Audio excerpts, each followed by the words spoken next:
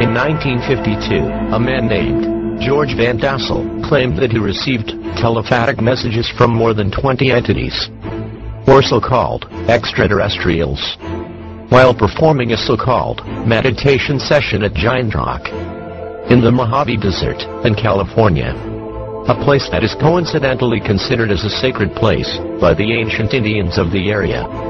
Among these entities that channeled messages to him, there was one who called himself Ashtar.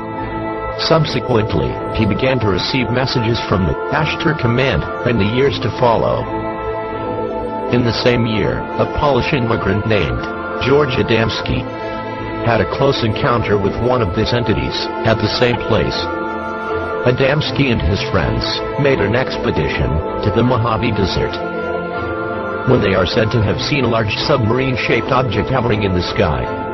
Believing that the ship was looking for him, Adamski is said to have left his friends and to have headed away from the main road.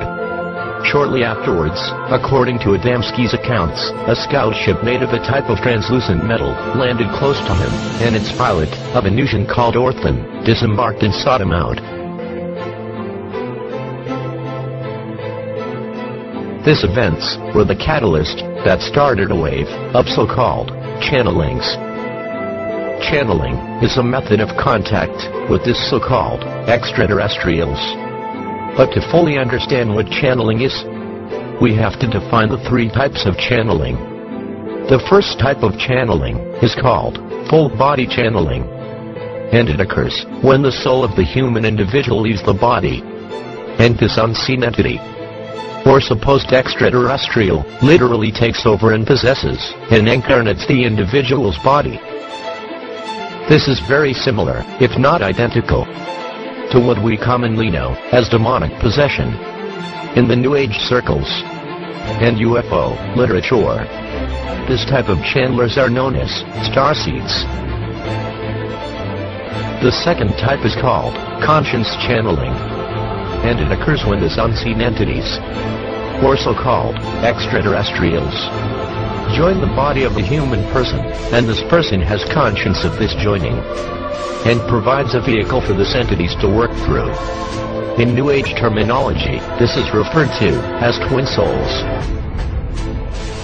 The third type, it's called trance channeling, and it occurs when a human individual enters a trance-like state, so they are not conscious of this entity coming in and utilizing their body, speaking directly through it.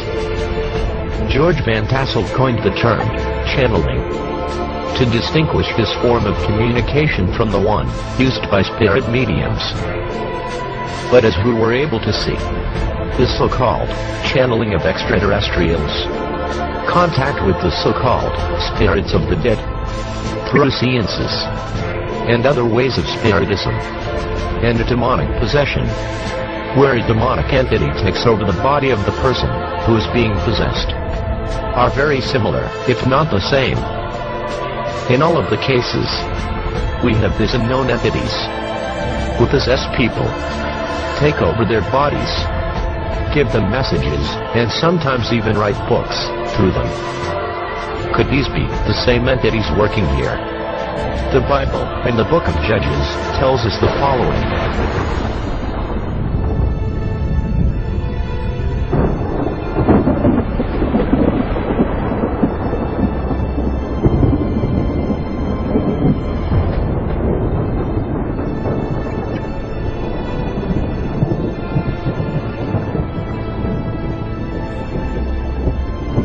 And the book of Samuel tells us the following.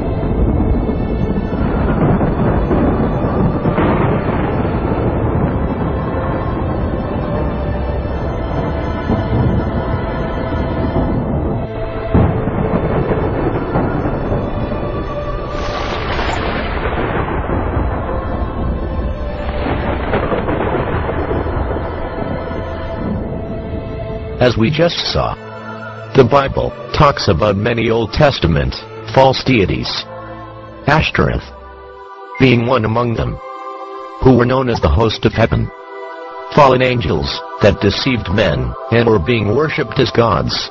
Nowadays, an entity who calls himself Ashtar contacts, possesses, and channels messages to people, just as in the 50s, and claims to be commander of the Ashtar Command, whose commander-in-chief is an entity who calls himself Sananda, and claims to be Jesus, the Christ. He will claim those in their UFOs are ascended masters, our forefathers, and creators, or even angelic beings, his host of angels, since he is God, and it will be a worldwide spectacular event, also aired live on TV, as it happens. Imagine the panic of the millions of church pew Christians who expected to be raptured off the earth before that spectacle ever came. And instead of seeking Yahweh as to what is going on, they will head back to the same churches who have deceived them over the ages and expect to find answers. The scary thing is, the beast's prophets are already in place. They're leading our biggest denominations and churches, and they will not give the people the truth of what is going on, but in collusion with Satan will verify that this person, who came in the clouds with their UFOs, is indeed Jesus the Messiah. Those following religion have always been confident in the false belief that they will not be deceived because they are the elect. Says who? Define elect. Yes, the elect will not be deceived because they are not in the churches listening to or following man. They have sought Yahweh for the truth, and they were let out of the paganism and lies in the churches. The Lord pulled me out of them years ago. And you will hear the same thing from hundreds, even thousands of others who have sought the Lord for the truth, and he has had them leave the churches as well. Deception is not just going to be rampant then, it's everywhere now. Most people will not even know we are in the tribulation period until it hits them smack on the head. The proponents claim the new prosperity programs will be publicly announced after Nazareth is announced. Eventually, all people worldwide will have access to these programs. According to Nazareth proponents, there has been enough money in the world for the last 30 years that if the money were evenly distributed, every person would be a millionaire. 5% of the world's people control 95% of the world's wealth. Nazareth frees up vast amounts of money for worldwide distribution to all the world's people. The proponents of Nazareth claim people in most countries will receive bank-related debt forgiveness for credit card debt, mortgages, car loans, education loans, personal loans, home refinancing mortgages, home equity loans, etc., similar to what people in the U.S. are receiving. It is to ensure the average person's life is improved and their financial and economic assets are safeguarded. They are ensuring liberty and sovereignty while, at the same time, taking it away and demanding you conform to their economic model. This is not an offer. Nazareth is a demand, a global tyranny about to take over, and for those who do not conform they will be subjugated and taken over by those who do. In these last days, he will be allowed to play God for 42 months. His assistant, partner, what the Bible calls the second beast, who the churches call a false prophet, will perform miracles and claim that the Antichrist is the one who gave him the power to do it, therefore, proclaiming this Messiah Lucifer the Antichrist is God. If and when Nazareth is announced, it will begin the total dissolving of the Illuminati's worldwide behind-the-scenes control and domination efforts. In effect, we trade one global tyrant, the Illuminati, who are working to bring in their own NWO, for another, the Omgans, and their Nazareth NWO. The Omgans are Lucifer's armies. When the chip or mark is enforced, you have to wonder if people will recognize it for what it is. In Revelation chapter 13 it says, by deception the world is deceived. The coming economic policy, the beast's prosperity program. To the Omgans, this law is already on the books, just waiting to be announced. They promote it as an act of peace, yet this has been enforced upon the entire world, regardless of whether they want it or not. It is a global agenda. Nazareth is nothing but a money and wealth bribe. And naturally people want to be wealthy, it's enticing. No more bills, a chance to be a millionaire, and they will buy it hook, line, and sinker. If you do not join their program, you cannot buy or sell anything anywhere in the world. You cannot go down to the corner store and buy a loaf of bread unless you join the program, and you join this new economic program by getting the global chip that identifies you. They will promote new global technology that resembles smart card technology, where they can put all your information on an implantable chip, and without it, you cannot even continue to function in society. It will replace the need for cash. It will do everything the implantable chips you hear about now are doing, only it will be enforced instead of voluntary. The Apostle John warned us of this in Revelation 13:16. The Omgans are the ones behind Nezera. The leaders are ascended master liar Saint Germain. His supporters refer to him as a saint. I say he isn't. That's the spelling. Saint and ascended master liar Sananda Maitreya. It does not matter which translation you are reading of the Bible. Just know that this mark can be a barcode, a tattoo, or an implantable chip, and just stay away from anything that is required to be put on or in your right hand or forehead, so you can keep functioning as a buyer and seller in society. This is the beast system that the Apostle warned about. When you see it, and it's already here, and coming even more so in the future to be enforced, then recognize it for what it is. It's a beast system and it's led by a beast. It is all from Satan, and it will enslave you, and entrap your soul into allegiance to him.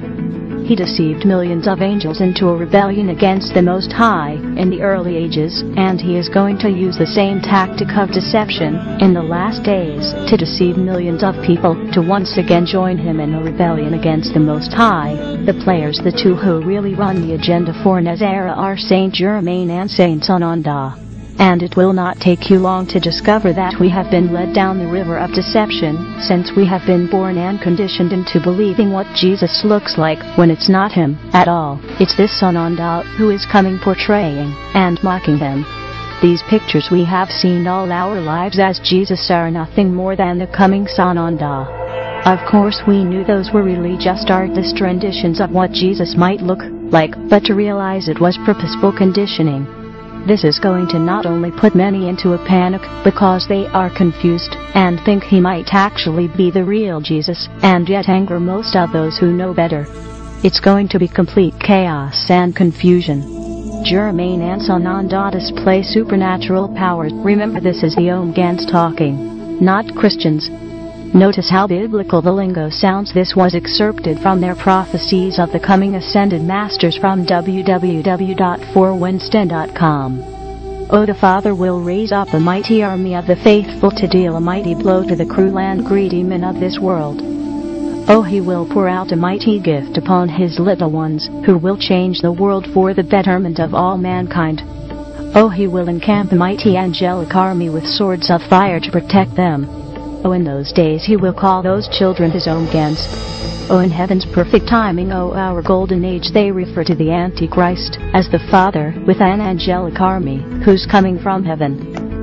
They say peace when there is no peace. Their agenda is peace and prosperity. It all sounds good until you realize you are selling your soul to the devil to save a few bucks. It's just exchanging one global agenda for another. Nezera versus Illuminati, with Satan playing both sides. Yes, we would all like everything Nezera promises to give, but on our terms, not theirs, and without mocking the depiction and resemblance of our Lord Jesus Christ, Yahushua, with their Germain and Sananda. How many will be deceived by Sananda when they see him for themselves and realize he looks, appearance, and sounds terminology just like the Jesus of the Bible? Will they know this is a deception? Our real Heavenly Father is not coming in a swarm of UFOs to announce a new worldwide economic program. The Bible reveals quite an opposite picture of the one the Omgans are going to portray. The second coming of Christ, Revelation 19:11-16. In Zechariah 4:5c it says, "And the Lord my God shall come, and all the saints with thee." Yahushua is not coming in a UFO. No announcement from a space station will be needed to get the world's attention of his arrival and descent. The world will see this huge procession from the skies as they slowly descend to earth, taking many hours for the whole world to witness this event. Do not be deceived by the impostor that is coming bearing the name of Jesus. He is not the real Jesus. Jesus is not coming to bring peace and prosperity to the world. He is coming to judge and destroy it. The false Messiah coming will declare peace. Do not believe him. He will cause nothing but war, death, and destruction. In fact, this false Messiah will even come against the true believers of the real Jesus Christ. This false Messiah is Satan himself incarnate in man. Do not be deceived. Do not believe his lies. He himself wants to be worshipped as God, and he will cause families to go up against one another to betray those who believe in the real Son of God, even to death. Real believers in the real Son of God will be persecuted worldwide and killed for their faith, even by those proclaiming to be Christians. Matthew 24:4-13. It is this Nazareth that will be the political agenda and political platform of the Antichrist. When he arrives on earth, it is probably going to be the first thing he implements, as he uses it to bribe a greedy and gullible world into riches and prosperity. What better way to get 6 billion people to get a chip implanted than dangle the promises of $1 million over their head and the elimination of debt? And if that does not entice you, you will not have much choice, because, without getting the chip or mark, you cannot put gas in your car, you cannot cash your paycheck, you cannot buy food. You are going to find yourself hostage to either getting this chip and joining the Nazareth system, or just dying. The only religious exemption will be at the guillotine. It is better to die upholding your faith in Yahweh than to serve eternity in hell. Because if you join the Nazareth system, the system of Revelation 13, you will automatically give your soul to Lucifer. This Nazareth system will never last or work. The judgments from Yahweh alone will throw this world into mayhem and chaos, and all the money in the world will not be able to buy food that does not exist, or save you from natural disasters you cannot control. Yahweh is going to destroy this world, and no amount of money or riches will save you from it, and Lucifer will deceive the world. It's not an economic program but soul enslavement to Lucifer. Once you receive that chip or mark promoted as technological advancements, he owns your soul. Do not be deceived. Hello, I'm Graham Douillet, founder of Inlight Radio and host of the radio program Our Galactic Family. As many of you know already, we are not alone in the universe. I know my galactic family is here in our skies as I speak to you now, as do my colleagues who will be sharing their stories with you shortly. In fact, we are all part of the same galactic family. You, me, our families, friends, neighbors, and colleagues, and those who have been and continue to appear in our skies.